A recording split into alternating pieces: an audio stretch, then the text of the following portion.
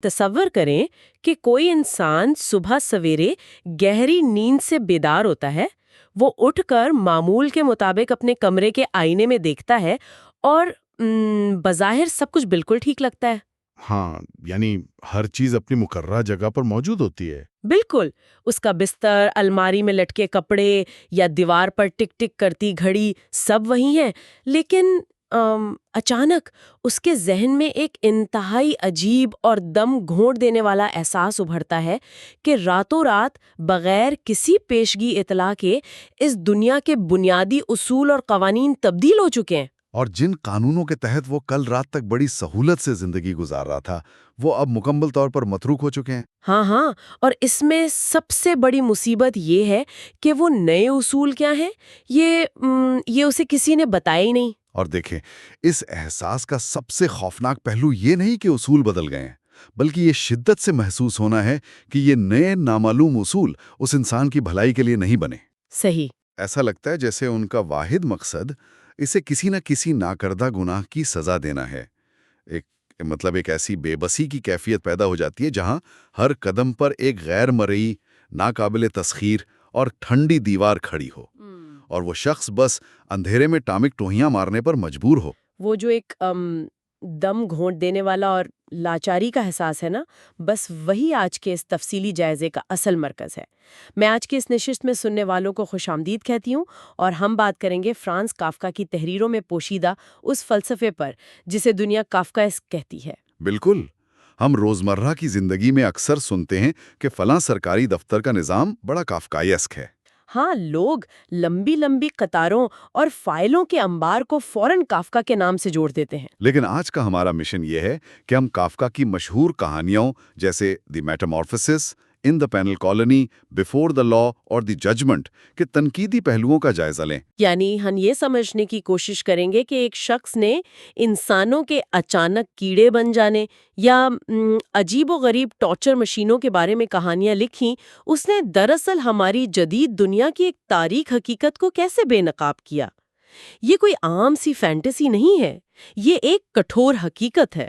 جی بالکل، اور کافکا کی اس دنیا کو سمجھنے کے لیے ضروری ہے کہ اس کی بنیاد کو سمجھا جائے، جس کا آغاز ایک انتہائی پیچیدہ کائناتی الجھن سے ہوتا ہے۔ کائناتی الجھن؟ ہاں، مطلب اس دنیا میں ہر شخص ایک بے نام سی بے چینی، ایک مستقل شرمندگی اور ابدی تھکاوٹ کا شکار ہے۔ اس خوف کا کوئی واضح مرکز نہیں ہوتا جس پر انگلی رکھی جا سکے۔ فرد ایک ایسے غلام کی طرح جیتا ہے جو ان قوانین کا پابند ہے جن کی سمجھ اسے کبھی نہیں آ سکتی، اور نہ ہی اسے یہ معلوم ہوتا ہے کہ یہ قوانین کس نے بنائے ہیں۔ لیکن ایک منٹ، مجھے یہ بات پوری طرح سمجھنے دیں، کیا یہ محض ایک نفسیاتی مسئلہ نہیں ہے؟ میرا مطلب ہے، ہم سب کو زندگی میں کبھی نہ کبھی بے وجہ بے چینی ہوتی ہے۔ ہاں، عام بے چینی تو ہوتی ہے، لیکن تو کیا کافکا اس عام سی انسانی بے چینی کو بڑھا چڑھا کر پیش نہیں کر رہا؟ کیا یہ فرد کے اپنے اندر کا وہم ہے یا بیرونی دنیا اسے مسلط کرتی ہے؟ نہیں، دیکھیں، یہ کوئی عام نفسیاتی عارضہ یا وہم نہیں ہے، بلکہ یہ بیرونی دنیا کا دباؤ ہے۔ کافکا اسے نہ پہنچنے کا عمل قرار دیتا ہے۔ اچھا؟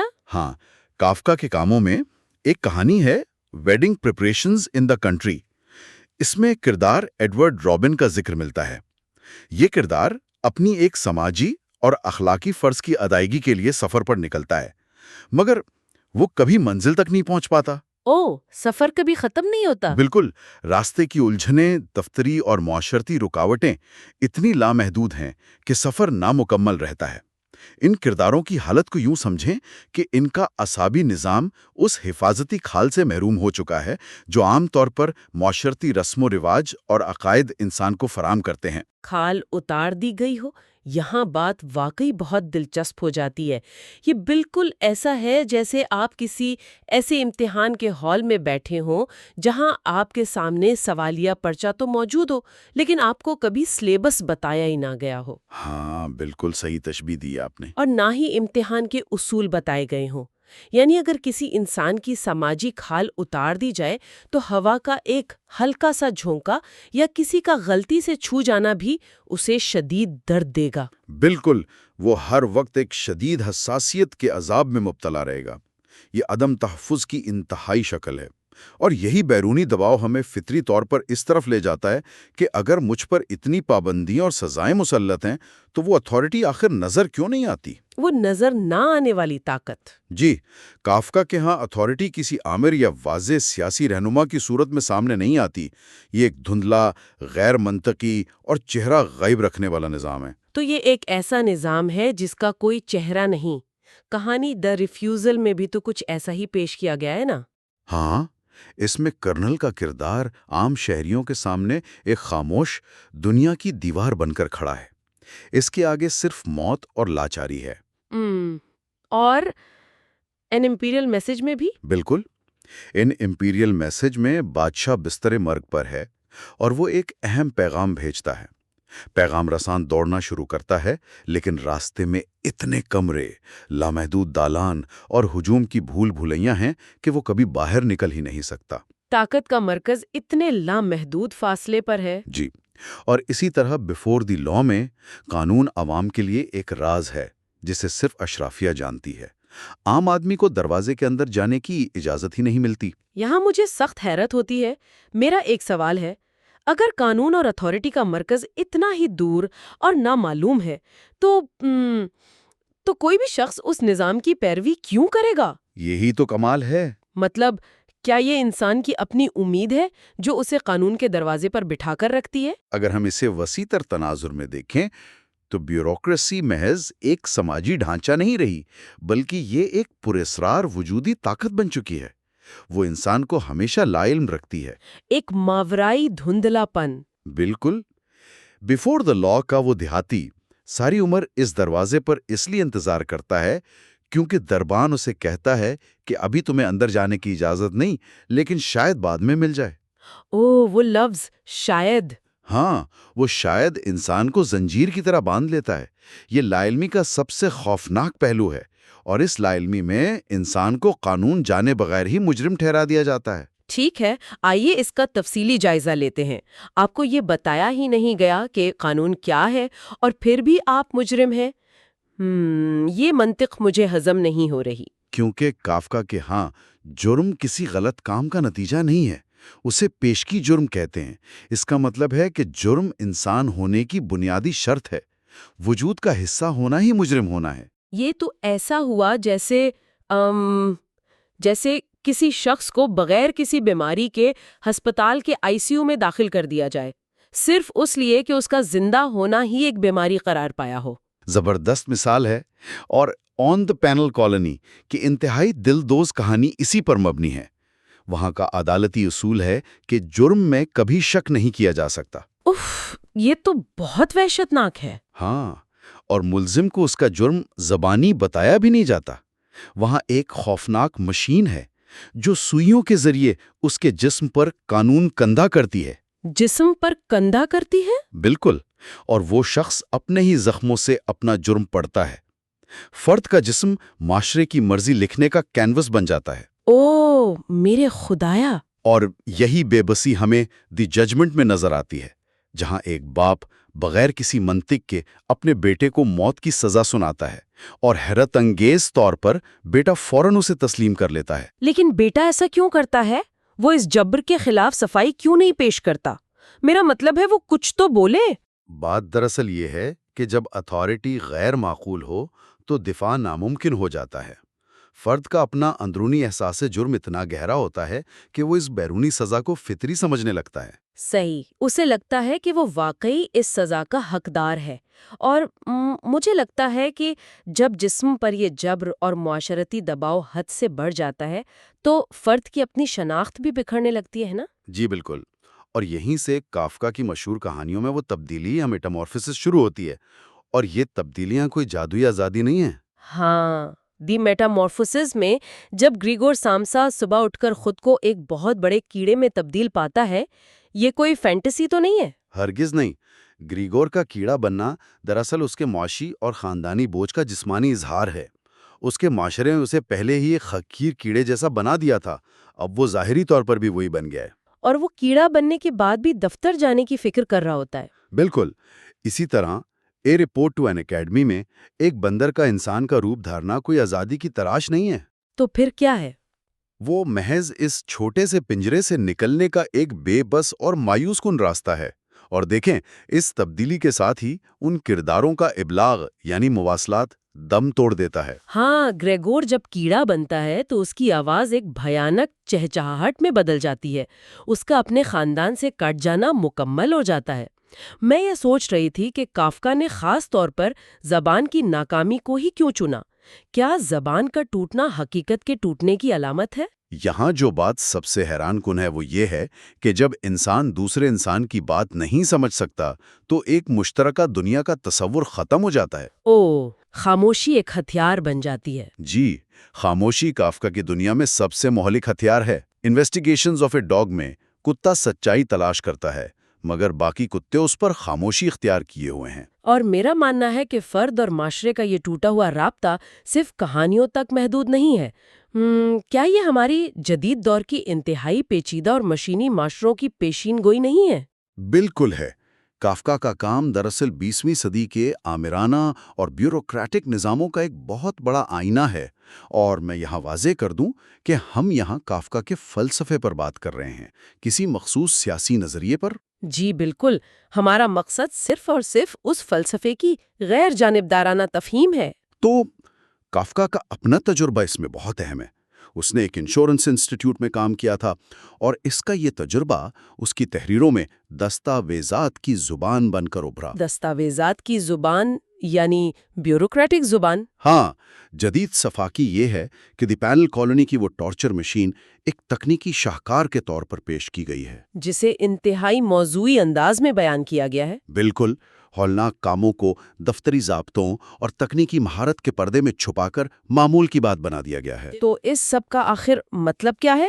میرا مطلب ہے کافکا کی اس موضوعی رپورٹنگ اور جذبات سے عاری بیانیے کا قاری پر کیا اثر ہوتا ہے؟ یہی کافکا کی مہارت ہے کہ وہ ایک انتہائی عجیب واقعے کو اتنی فطری اور عام سی زبان میں بیان کرتا ہے کہ پڑھنے والا اس مضحکہ خیز اور شفاف حقیقت کو قبول کرنے پر مجبور ہو جاتا ہے۔ مزاحمت ختم ہو جاتی ہے۔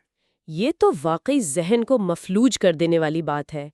تو اگر ہم اس تفصیلی گفتگو کو سمیٹیں تو نتیجہ یہ نکلتا ہے کہ کافکا کے نزدیک انسان ہونا اس بات کا تقاضا کرتا ہے کہ ایک ایسی دنیا میں جیا جائے جہاں ہر قدم پر لامحدود مشکلات ہیں۔ لامحدود مشکلات، اور جہاں منطق اور سچائی تک رسائی بس ممکن ہی نہیں ہے۔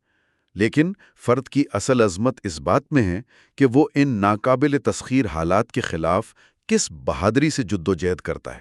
بالکل، اور ان تمام پہلوؤں کو سمجھنے کا بڑا فائدہ یہ ہے کہ جب بھی ہم روزمرہ زندگی میں کسی دفتر میں یا کسی بے نام ڈیجیٹل نظام سے لڑتے ہوئے بے بسی محسوس کریں تو ہم جان سکیں کہ ہم اکیلے نہیں ہیں۔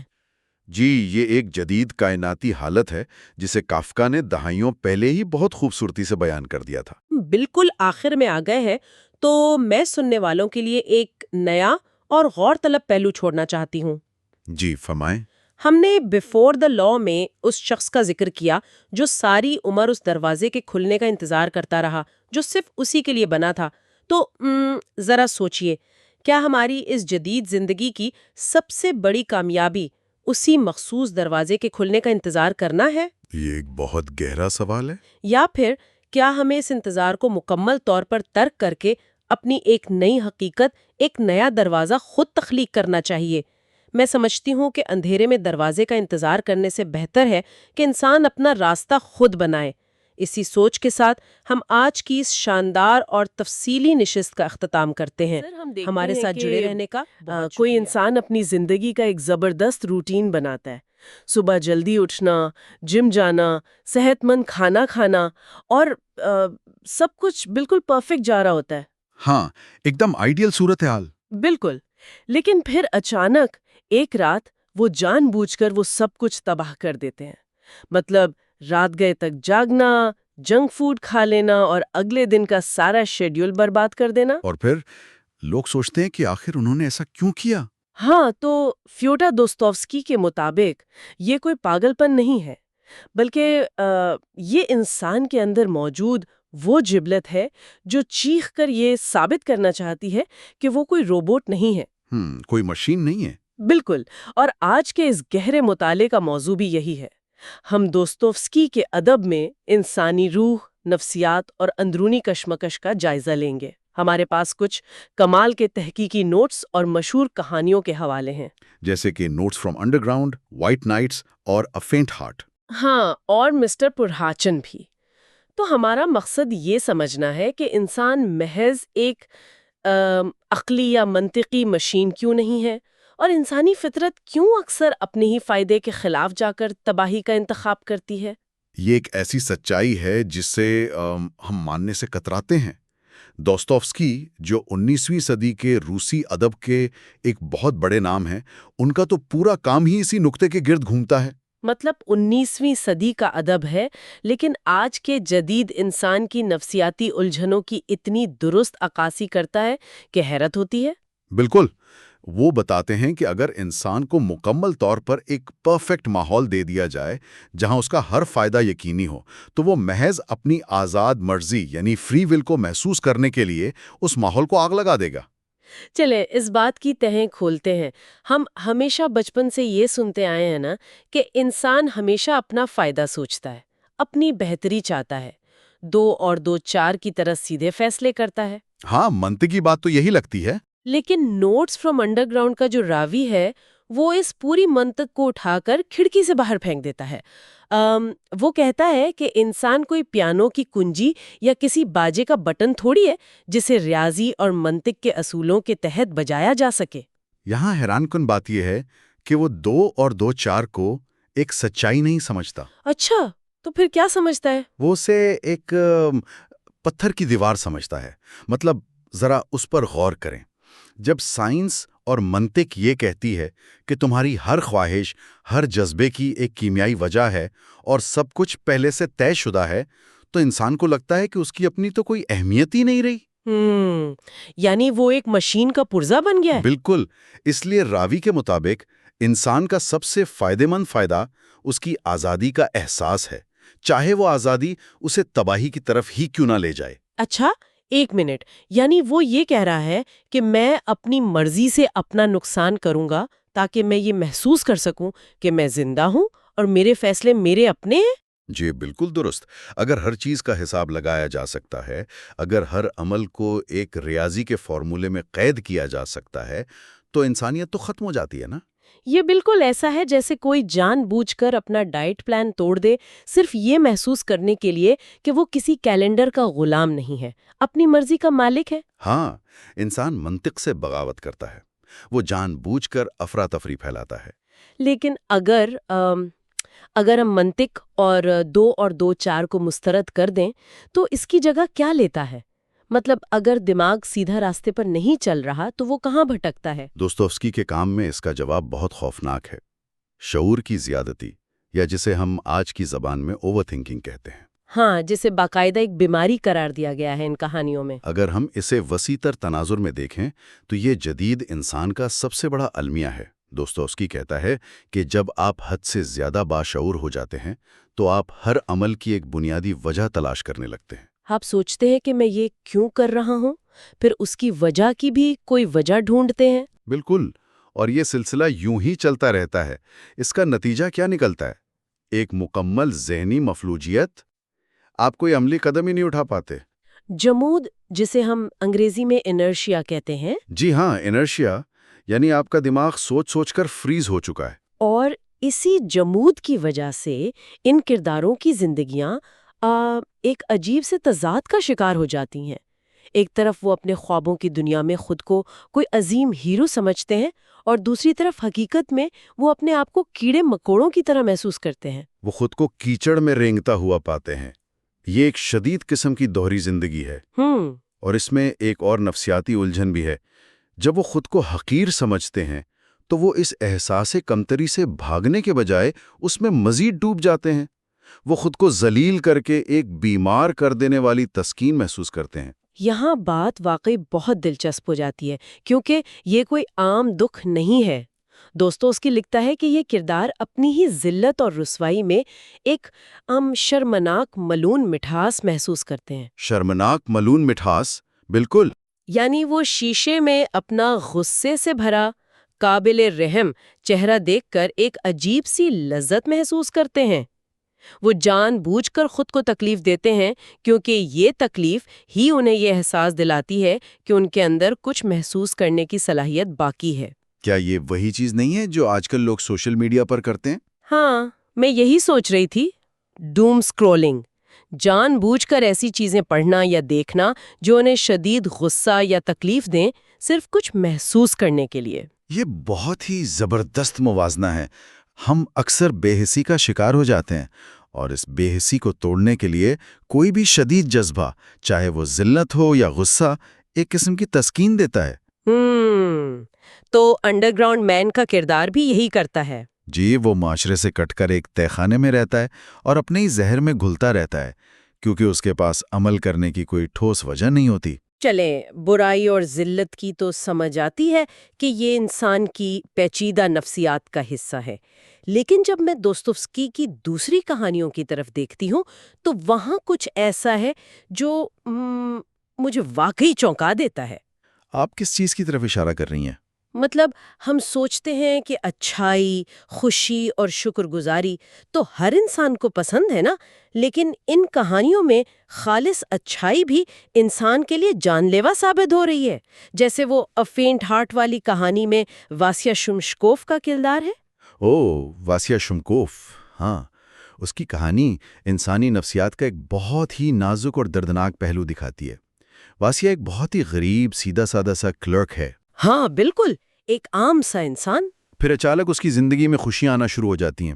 اس کا باس اس کی تنخواہ بڑھا دیتا ہے، اس پر مہربانی کرتا ہے، اور اسی دوران اسے ایک لڑکی سے محبت ہو جاتی ہے اور وہ شادی کرنے والا ہوتا ہے۔ بظاہر تو یہ ایک ہیپی اینڈنگ ہونی چاہیے تھی، لیکن ہوتی نہیں ہے۔ وہ پاگل ہو جاتا ہے، وہ اس خوشی کا بوجھ نہیں اٹھا پاتا۔ اور سچ کہوں تو مجھے اس پر تھوڑی حیرت بھی ہوتی ہے، اور میں اس سے تھوڑا اختلاف بھی کرنا چاہوں گی۔ کیا واقعی شکر گزاری انسان کو پاگل اور تباہ کر سکتی ہے؟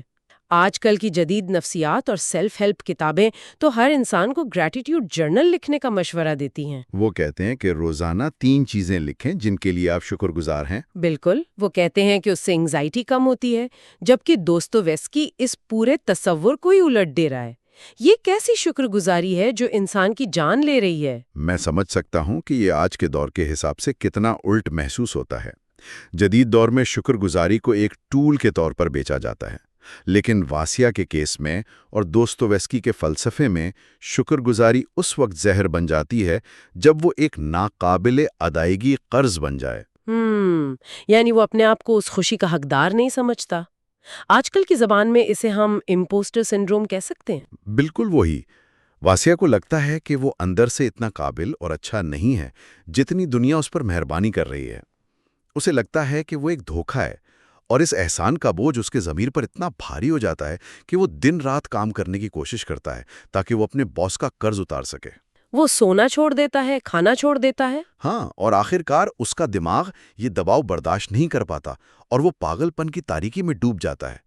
اس کی تباہی کسی دشمن نے نہیں کی، بلکہ دنیا کی غیر مشروط محبت اور مہربانی نے کی ہے۔ یہ بات واقعی رونگٹے کھڑے کر دینے والی ہے، اور ایسا صرف واسیا کے ساتھ تو نہیں ہوتا نا۔ وائٹ نائٹس نامی کہانی کا مرکزی کردار، جسے ڈریمر کہا گیا ہے، وہ بھی کچھ ایسی ہی کشمکش کا شکار ہے۔ جی، وہ اپنی خیالی زندگی کو، اپنے خوابوں کو ایک جرم اور گناہ سمجھتا ہے۔ وہ محسوس کرتا ہے کہ وہ حقیقی زندگی سے بھاگ رہا ہے، اور یہ احساس جرم اسے اندر ہی اندر کھا رہا ہوتا ہے۔ اور اس سے بھی زیادہ تلخ حقیقت ہمیں واپس نوٹس فرام انڈر گراؤنڈ میں ملتی ہے، جب راوی کی ملاقات لیزا نامی ایک طوائف سے ہوتی ہے۔ ہاں، لیزا کا کردار۔ وہ لیزا کو ایک بہت ہی جذباتی تقریر سناتا ہے جس سے لیزا کے اندر ایک نئی امید جاگ اٹھتی ہے۔ وہ راوی سے سچی محبت کرنے لگتی ہے اور اس کے پاس آ جاتی ہے، لیکن راوی کیا کرتا ہے؟ وہ اس کے ساتھ انتہائی ظالمانہ سلوک کرتا ہے، وہ اسے ذلیل کر کے بھگا دیتا ہے۔ اور وجہ کیا ہے؟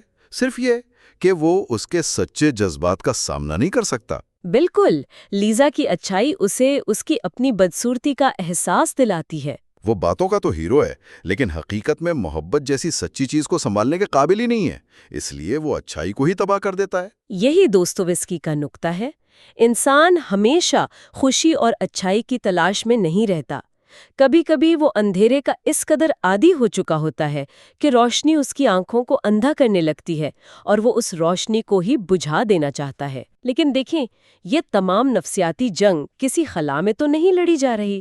انسان ایک معاشرے کا حصہ ہے، اور ان کہانیوں میں جس طرح انفرادی نفسیات کے ساتھ سماجی دباؤ اور غربت کو دکھایا گیا ہے وہ کمال ہے۔ آپ مسٹر پروہارچن کی مثال لے لیں۔ ہاں، مسٹر پروہارچن بظاہر ایک غریب اور خستہ حال آدمی ہے، لیکن اس کی موت کے بعد پتہ چلتا ہے کہ اس کے گدے کے اندر سے 2497 روبل نکلتے ہیں۔ یہ اس دور کے حساب سے ایک بہت بڑی رقم تھی۔ جی، اور اہم بات یہ ہے کہ وہ کوئی لالچی انسان نہیں تھا۔ اس نے وہ پیسے اس لیے جمع نہیں کیے تھے کہ وہ کوئی محل بنائے گا۔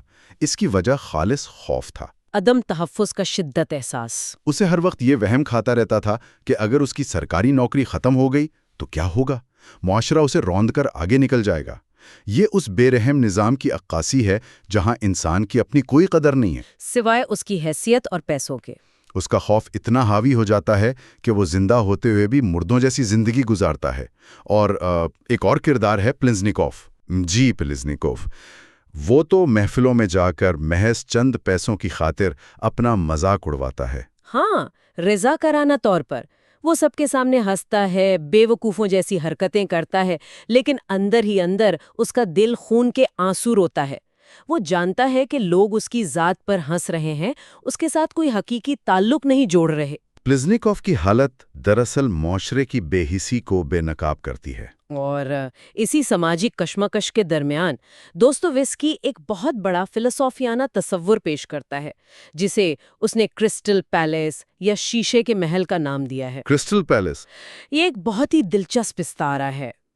یہ ایک ایسی بے عیب، مکمل طور پر منطقی اور یوٹوپیائی سوسائٹی کا تصور ہے جہاں کوئی تکلیف نہ ہو، سب کے فائدے کا خیال رکھا گیا ہو، اور ہر چیز ریاضی کے فارمولے کی طرح منظم ہو۔ بظاہر تو یہ وہ منزل ہے جس کے لیے انسانیت صدیوں سے جدوجہد کر رہی ہے۔ بالکل۔ لیکن اس سے ایک اہم سوال پیدا ہوتا ہے، کیا ایسا مکمل سکون اور درد سے پاک زندگی واقعی انسانیت کی معراج ہے؟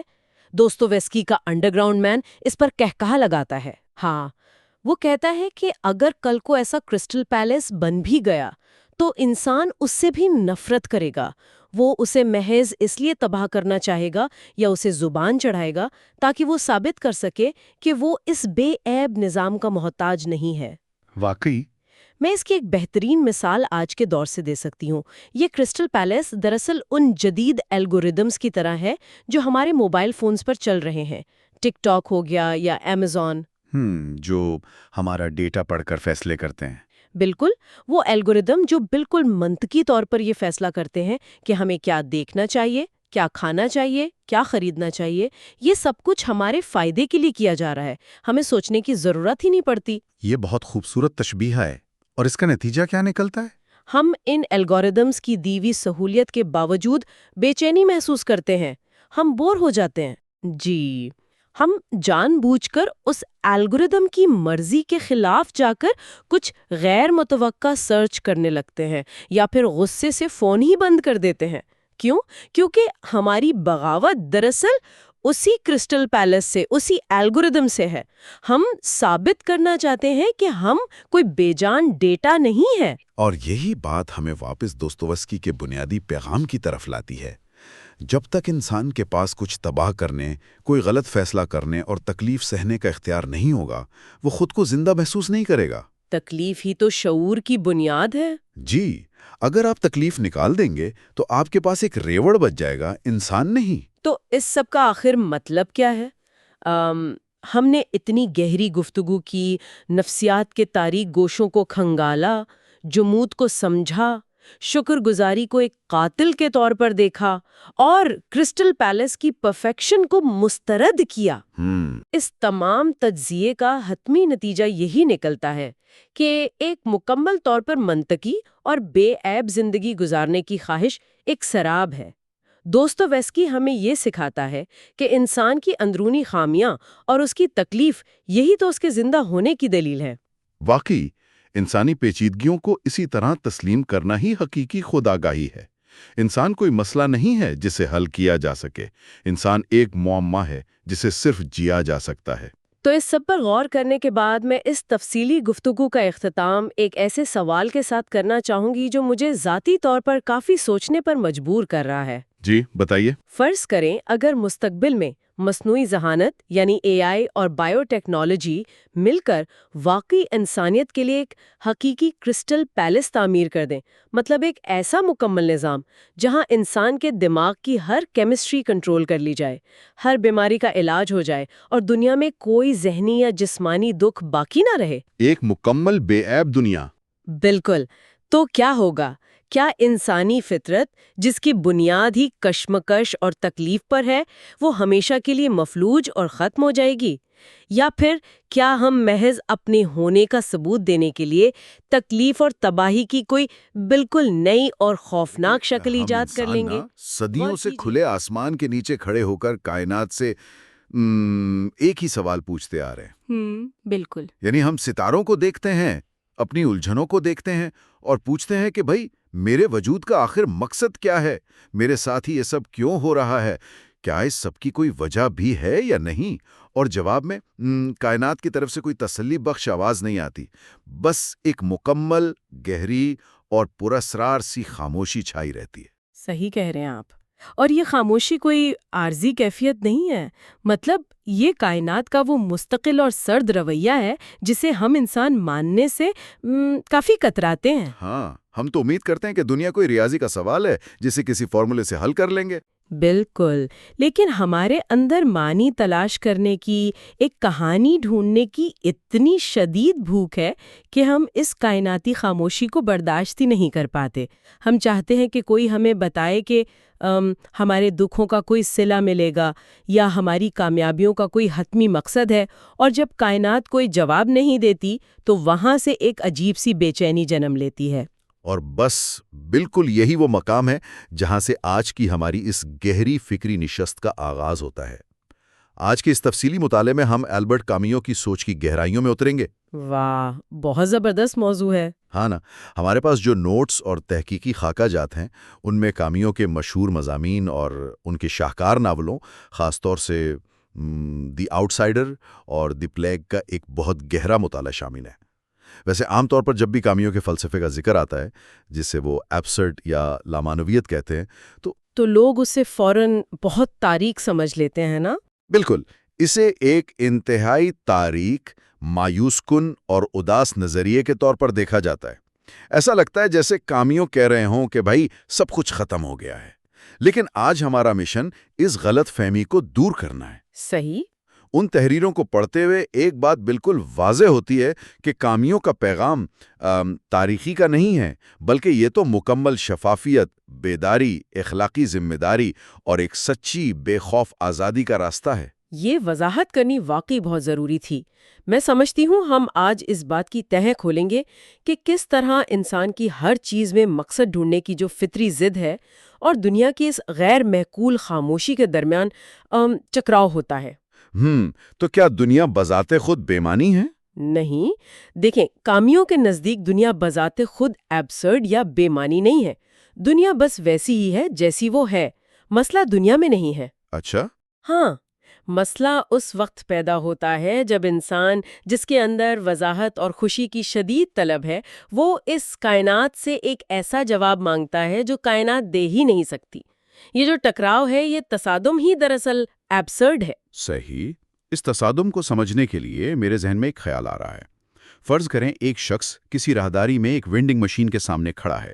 وہ اس میں سکہ ڈالتا ہے، بٹن دباتا ہے اور امید کرتا ہے کہ اس کی پسند کا کوئی میٹھا مشروب باہر آئے گا۔ لیکن مشین خراب ہے۔ بالکل، مشین خراب ہے، وہ خاموش رہتی ہے۔ اب وہ شخص اس مشین کی خاموشی کو اپنا ذاتی مسئلہ بنا لیتا ہے۔ وہ اسے غصہ کرتا ہے، اسے برا بھلا کہتا ہے، اسے لاتے مارتا ہے، گویا وہ مشین جان بوجھ کر کسی گہری سازش کے تحت اس کے ساتھ دشمنی کر رہی ہے۔ حالانکہ حقیقت یہ ہے کہ وہ بس ایک مشین ہے نا۔ ہاں، اس کا کوئی ارادہ یا جذبہ تو ہے ہی نہیں۔ کائنات بھی کچھ ایسی ہے۔ ہاں، آپ نے منظر تو بہت اچھا کھینچا ہے، لیکن میری نظر میں اس میں جو اصل المیہ ہے وہ مشین کا خراب ہونا نہیں ہے۔ تو پھر کیا ہے؟ المیہ یہ ہے کہ وہ شخص اس مشین کے سامنے سے ہٹنے سے انکاری ہے۔ وہ یہ تسلیم کرنے کو تیار ہی نہیں کہ مشین کو اس کے غصے یا اس کی پیاس سے کوئی فرق نہیں پڑتا۔ وہ ایک مشینی چیز سے انسانی رد عمل کی توقع کر رہا ہے۔ واہ کیا بات ہے، یعنی انسان کا کائنات کے ساتھ بھی یہی حال ہے۔ بالکل، اور ان تحریروں سے ظاہر ہوتا ہے کہ انسان اس ایبسرڈ کیفیت، اس بے چینی سے بچنے کے لیے کیا کرتا ہے۔ وہ اپنی زندگی کو عادات اور روزمرہ کی روٹین کے ایک سخت ڈھانچے میں قید کر لیتا ہے۔ یہ روٹین ایک سٹیج سیٹ یا تھیٹر کے پردے کی طرح کام کرتی ہے، جو اس کھوکھلے پن کو ہماری نگاہوں سے اوجھل رکھتی ہے۔ جی ہاں بالکل۔ یعنی وہ روٹین جو ہم سب جیتے ہیں، صبح الارم بجنے پر اٹھنا، جلدی جلدی ناشتہ کرنا، ٹریفک میں پھنس کر دفتر پہنچنا، گھنٹوں کام کرنا، ہاں، اور پھر شام کو تھک کر گھر آنا، کھانا کھانا، سونا، اور اگلے دن پھر اسی پہیے پر دوڑنا شروع کر دینا۔ مطلب ہم یہ سب اتنی روانی سے کرتے ہیں کہ ہمیں سوچنے کی فرصت ہی نہیں ملتی۔ اور یہی بات کامیو سمجھانا چاہتے ہیں۔ وہ اس میکینیکل زندگی کو یونانی دیومالا کے کردار سیسیفس کی مشقت سے تشبیہ دیتے ہیں۔ سیسیفس کو دیوتاؤں نے یہ سزا دی تھی کہ وہ ایک بھاری بھرکم پتھر کو دھکیل کر ایک اونچے پہاڑ کی چوٹی تک لے جائے گا۔ ہاں، میں نے پڑھا ہے اس کے بارے میں۔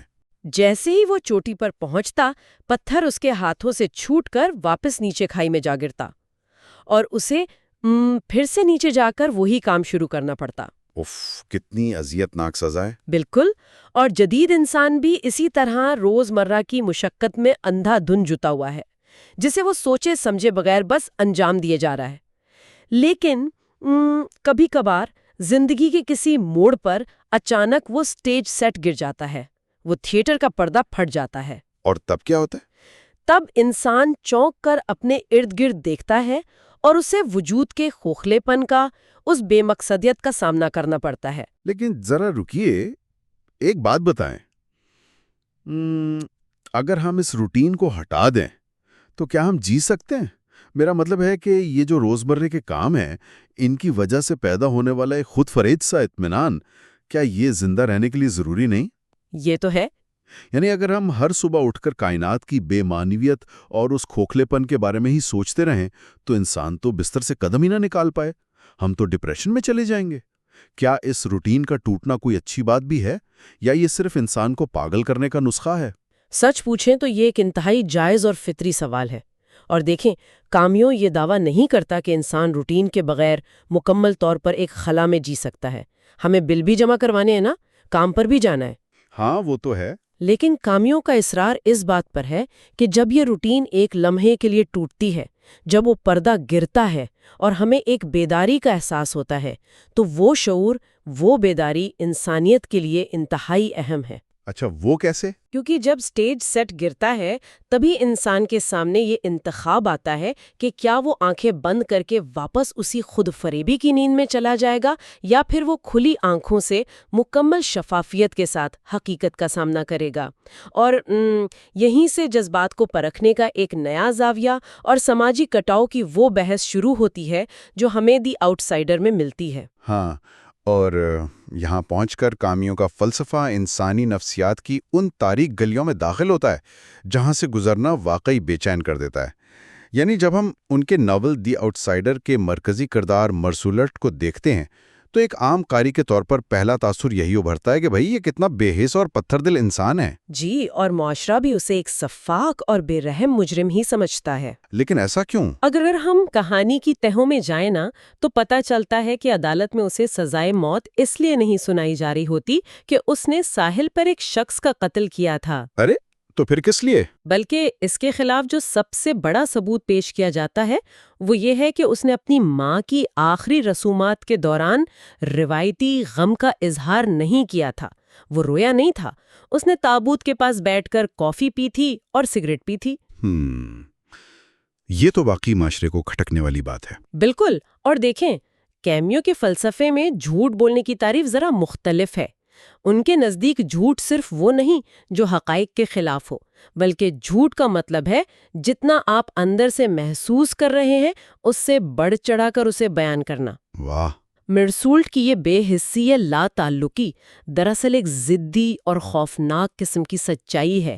اس نے بس وہ ظاہر کرنے سے انکار کر دیا جو وہ اندر سے محسوس نہیں کر رہا تھا۔ سچی بات ہے، یہ سن کر تو مجھ پر ایک عجیب سا سکتہ طاری ہو گیا ہے۔ سوچے کہ ہم اپنی روزمرہ کی زندگی میں کتنی شاندار اداکاری کرتے ہیں نا، قدم قدم پر کرتے ہیں۔ ہم دفتری ماحول میں کسی ایسے شخص کو دیکھ کر مسکراتے ہیں جسے ہم بالکل پسند نہیں کرتے۔ ہم کسی تقریب میں جا کر مصنوعی جوش کے ساتھ کہتے ہیں، ارے آپ سے مل کر دلی خوشی ہوئی، حالانکہ ہم اندر سے بوریت کا شکار ہوتے ہیں۔ ہم سے یہ امید کی جاتی ہے کہ ہم معاشرے کے لکھے ہوئے اسکرپٹ پر چلیں۔ بالکل، اور اگر کوئی شخص اس اسکرپٹ کو پھاڑ دے، ہاں، اگر وہ جذبات نہ دکھائے جو اس کے اندر نہیں ہے، تو معاشرہ اسے فوراً بدتمیز، سماج دشمن یا باغی قرار دے دیتا ہے۔ یعنی مرسولٹ نے بس اداکاری کرنے سے انکار کیا تھا۔ اور یہی وہ انکار ہے جس سے معاشرہ سب سے زیادہ خوف زدہ ہوتا ہے۔ میری نظر میں معاشرہ مرسول جیسے لوگوں سے اس لیے نفرت نہیں کرتا کہ وہ خطرناک ہیں، بلکہ اس لیے نفرت کرتا ہے کیونکہ وہ لوگ سماج کے اپنے اندرونی خالی پن کو ننگا کر دیتے ہیں۔ سچائی کا شیشہ دکھا دیتے ہیں۔ جی، یہ خالی پن ایک ایسے اندھے کنویں کی طرح ہے جو اگر سب پر عیاں ہو جائے تو ہماری تہذیب کا پورا سماجی ڈھانچہ اس میں گر کر غرق ہو سکتا ہے۔ اس لیے وہ عدالت، وہ جج اور وہ وکیل دراصل مرسول کے جرم کی نہیں بلکہ اس کی اس ضدی سچائی کی سزا دے رہے تھے، تاکہ سماجی منافقت کے ان سٹیج سیٹس کو بچایا جا سکے۔ بالکل۔ انہیں ایک ایسا شخص قبول نہیں جو ان کے بنائے ہوئے دکھاوے کے کھیل میں حصہ لینے سے انکار کر دے۔ لیکن ایک بات ذرا سوچئے، اگر ہم سب اس اداکاری کو چھوڑ دیں، اگر ہم سب مرسولٹ کی طرح صرف اپنی ذات اور اپنی اس بے رحم سچائی تک محدود ہو جائیں، تو کیا ہم ایک ایسی دنیا نہیں بنا دیں گے جو مکمل طور پر سماجی درندوں اور تنہا لوگوں سے بھری ہو؟ یہ ایک بہت اہم نقطہ ہے جو آپ نے اٹھایا ہے۔ یعنی اگر ہر کوئی صرف اپنے لیے جیے اور دوسرے کے جذبات کی پرواہ نہ کرے تو کیا معاشرے میں مکمل انتشار اور مکمل تنہائی نہیں پھیل جائے گی؟ جی، اور کامیو بھی اس خطرے سے بخوبی واقف تھے۔ ان کا فلسفہ مرسولیٹ کی تنہائی پر ختم نہیں ہوتا، بلکہ یہ یہاں سے ایک ارتقائی سفر طے کر کے سماجی یکجہتی کی طرف بڑھتا ہے۔ اچھا، وہ کیسے؟ یہ تصور بغاوت یا ریوولٹ کے ذریعے سامنے آتا ہے۔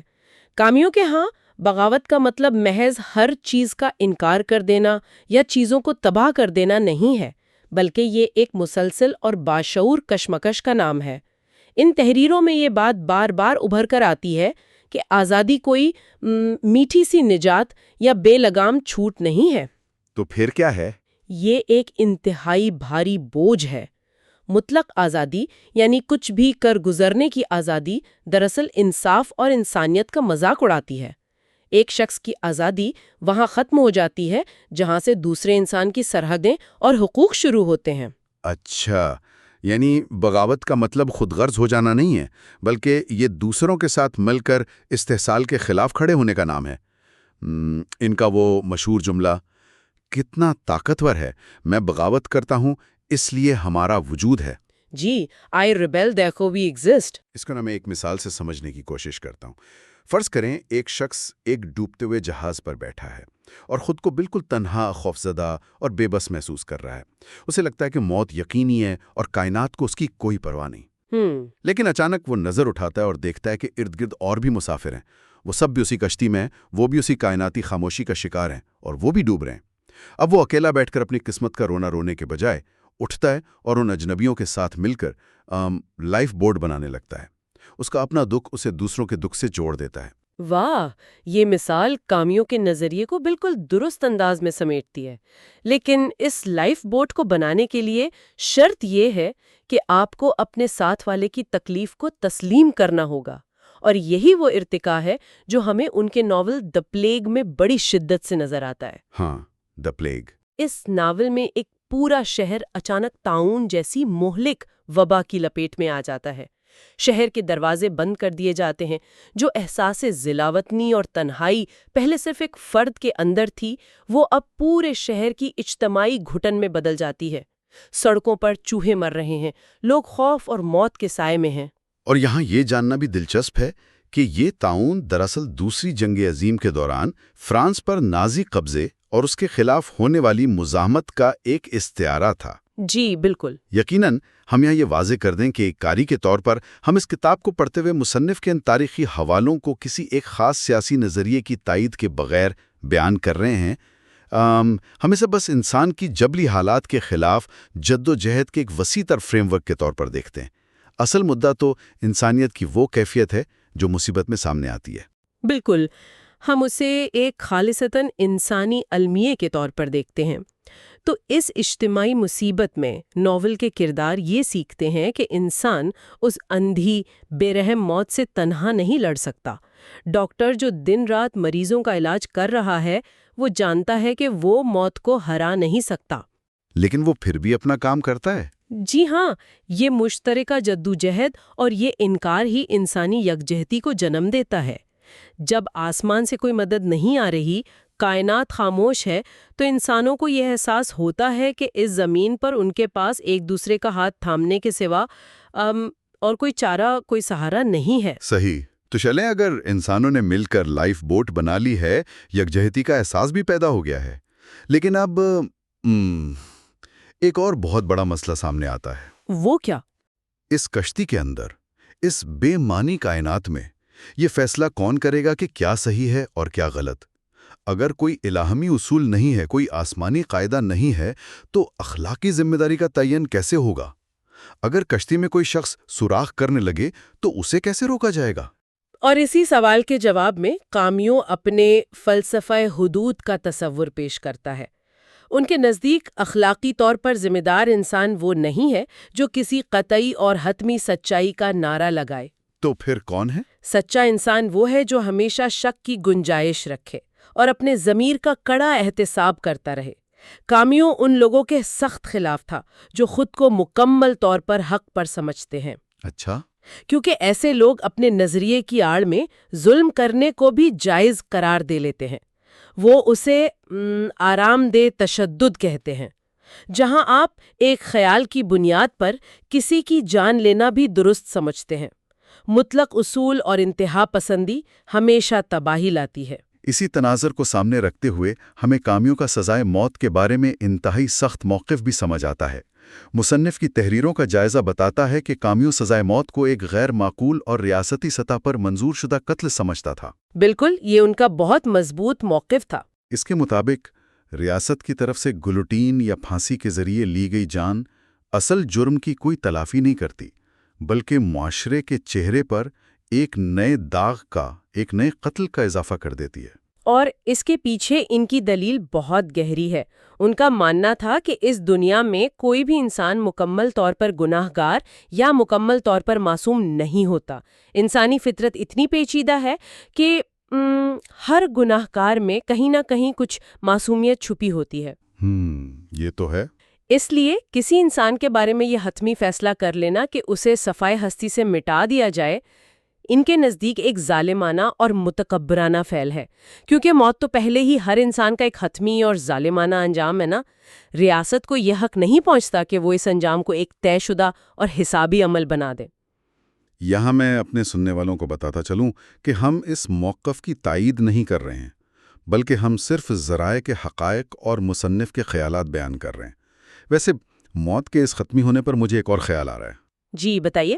اگر موت ایک اٹل حقیقت ہے اور زندگی کی یہ پوری مشقت بالآخر بے معنی ہی ہے، تو جب کوئی انسان اس خاموشی پر غور کرتا ہے تو وہ یہ بھی سوچ سکتا ہے کہ بھئی اس تکلیف دہ کھیل کو جاری رکھنے کا کیا فائدہ؟ پھر کیوں نہ خودکشی کر لی جائے؟ یہ خیال آنا بہت عام ہے۔ لیکن حیرت انگیز بات یہ ہے کہ کیمیو اس کا بھی سختی سے انکار کرتا ہے۔ وہ کہتا ہے کہ خودکشی کوئی آزادی نہیں ہے، یہ تو ہار مان لینا ہے۔ یہ انسانی آزادی کو ترک کرنے کے مترادف ہے۔ کیمیو کے نزدیک اس خوفناک سچائی کا، اس کائناتی خاموشی کا کھلی آنکھوں سے سامنے کرنا اور پھر بھی زندہ رہنے کا فیصلہ کرنا، یہی دراصل انسان کی فتح کا تاج ہے۔ بالکل۔ اور یہی وہ شفافیت، وہ لوسیڈٹی ہے جس کا ہم نے شروع میں ذکر کیا تھا۔ موت کو ایک ایسی حقیقت مان کر جسے شکست نہیں دی جا سکتی، انسان اس سے نظریں چرانے کے بجائے اس کی آنکھوں میں آنکھیں ڈال کر دیکھتا ہے، اور جب انسان یہ کر لیتا ہے تو اس کا خوف ختم ہو جاتا ہے۔ یہ بیداری اس کی سب سے بڑی طاقت بن جاتی ہے۔ لیکن اتنی بھاری اور کٹھن حقیقتوں کو کھلی آنکھوں سے دیکھنا، موت، سزائے موت، وبا اور لامعنویت کا سامنا کرنا، یہ تو بہت تھکا دینے والا کام ہے۔ کوئی بھی سوچ سکتا ہے کہ اگر زندگی صرف اس جنگ کا نام ہے تو پھر اس میں خوشی کہاں ہے؟ ہاں، یہ سوال تو اٹھتا ہے۔ کیا اتنی تاریک حقیقتوں کے درمیان مسکرانے کی کوئی گنجائش بچتی بھی ہے یا نہیں؟ بالکل بچتی ہے، اور سچ پوچھیں تو یہی کامیوں کے فلسفے کا سب سے خوبصورت حصہ ہے۔ کامیوں مکمل مایوسی اور کسی ماورائی امید، یعنی اس امید کے کہ مرنے کے بعد کوئی عظیم صلہ ملے گا، اس کے درمیان پھنسنے کے بجائے محدود امید یعنی فائنائٹ ہوپ کی وکالت کرتا ہے۔ محدود امید؟ جی، وہ کہتا ہے کہ کسی حتمی معنی یا کسی بہت بڑے کائناتی مقصد کے بغیر بھی زندگی میں خوشی پوری طرح موجود ہے۔ یہ خوشی کسی منزل میں نہیں بلکہ زندگی کے روزمرہ کے امتزاج میں پوشیدہ ہے۔ جیسے خوبصورتی اور بدصورتی، دوستی کی گرمجوشی اور الجھنیں، یہ سب مل کر وہ محدود امید پیدا کرتے ہیں جو جینے کے لیے کافی ہے۔ یعنی زندگی کو ناپنے کا پیمانہ یہ نہیں ہے کہ وہ کتنی لمبی ہے یا اس کا کوئی عظیم مقصد ہے، بلکہ یہ ہے کہ آپ نے ہر لمحے کو، ہر احساس کو کتنی شدت سے جیا ہے۔ بالکل درست۔ جیسے گرمیوں کی شاموں میں بارش کے بعد مٹی کی وہ سوندھی خوشبو، ساحل پر چلتے ہوئے سمندر کی لہروں کا شور، کسی خوبصورت شام کو آسمان پر بکھرتے ہوئے رنگ، یا دوستوں کے ساتھ کسی چائے کے ڈھابے پر لگائے گئے بے ساختہ کہے۔ یہ چھوٹی چھوٹی بظاہر بے معنی چیزیں ہی تو اصل زندگی ہیں۔ کیا یہی وہ مقداری اخلاقیات ہے جس کا ان مضامین میں ذکر ہے، جہاں مقصد روایتی سانچے میں جینے کے بجائے شدت اور کثرت سے جینا ہے؟